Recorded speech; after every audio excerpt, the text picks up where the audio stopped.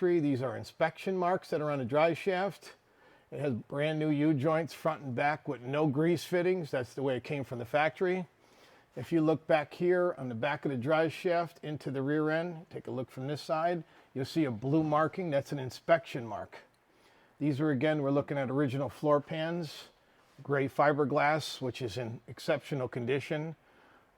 This here is called the trailing arm.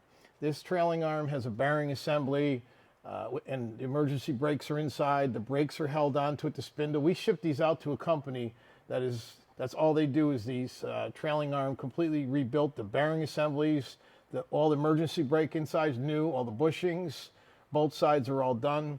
If you notice up here, it's kind of, I don't know if you notice in the camera, there's a Delco Maroon and a logo up on the backing plate here.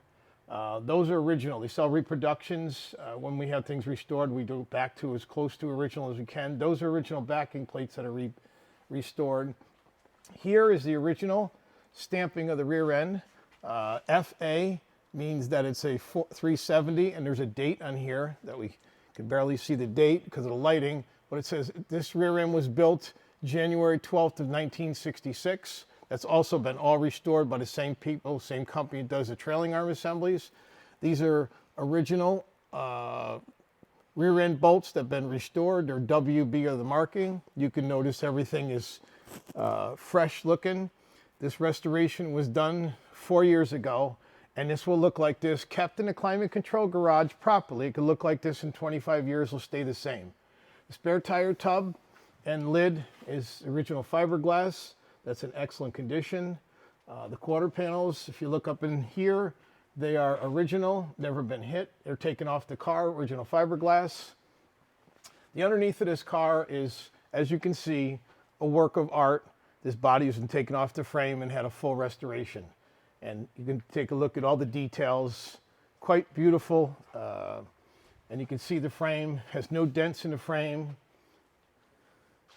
It's been all sandblasted, primed, and painted with paint that, you know, is for lasting. These are original dust shields that were restored or replaced with new. And as you look along, if you look up in here, you see a ground strap that from the factory has to do with the radio. That's bolted to the left side on a 1966 left motor mount. From the motor mount to the frame, that's the ground strap for the radio for reception. On a 67, it would be on the left side.